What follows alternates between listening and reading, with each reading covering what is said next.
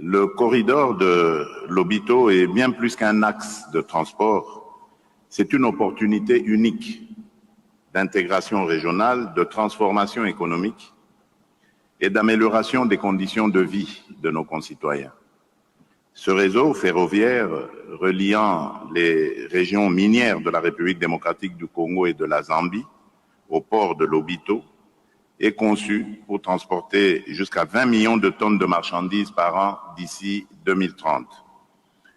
Le corridor de Lobito n'est pas seulement un projet d'infrastructure, c'est aussi un trait d'union entre nos trois pays, la République démocratique du Congo, la Zambie et l'Angola.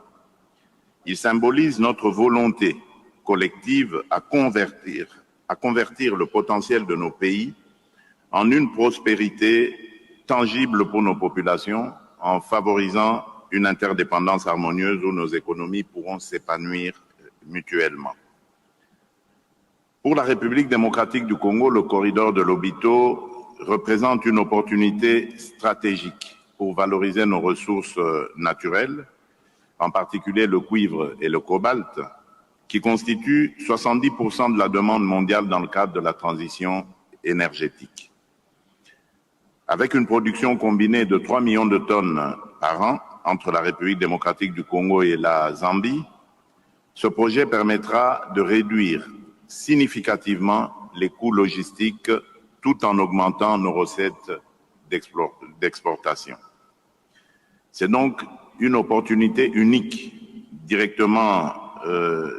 d'accéder directement aux marchés mondiaux via le port de Lobito, offrant ainsi une alternative stratégique à nos autres corridors d'exportation.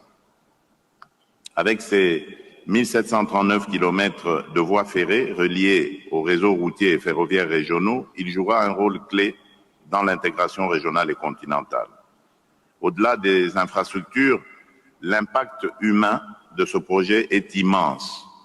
Ce corridor catalysera la création de plus de 30 000 emplois directs et indirects, réduisant la pauvreté et favorisant le commerce intra-africain en ligne avec l'agenda 2063 de l'Union africaine.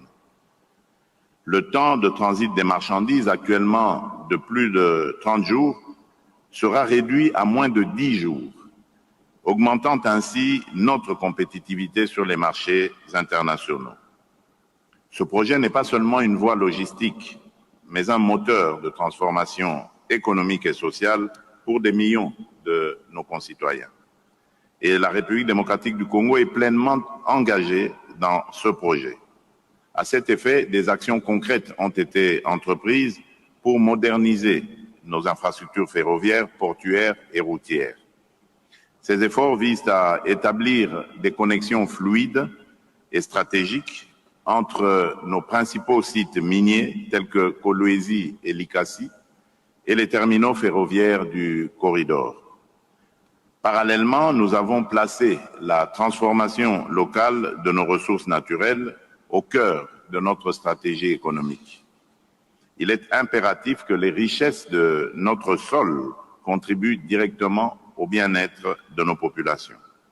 Cela passe par le développement de chaînes de valeur industrielle locales, ajoutant une valeur significative avant toute exportation. Dans cette dynamique, le projet INGA 3 ainsi que d'autres initiatives en énergie renouvelable sont essentielles pour fournir une alimentation énergétique fiable, durable et adaptée aux exigences de notre industrie en pleine expansion. Ces efforts contribueront à rendre nos investissements plus compétitifs tout en respectant nos engagements environnementaux. Par ailleurs, nous continuons à renforcer le cadre institutionnel et juridique pour encourager les investissements privés et garantir une gestion transparente et responsable de nos ressources.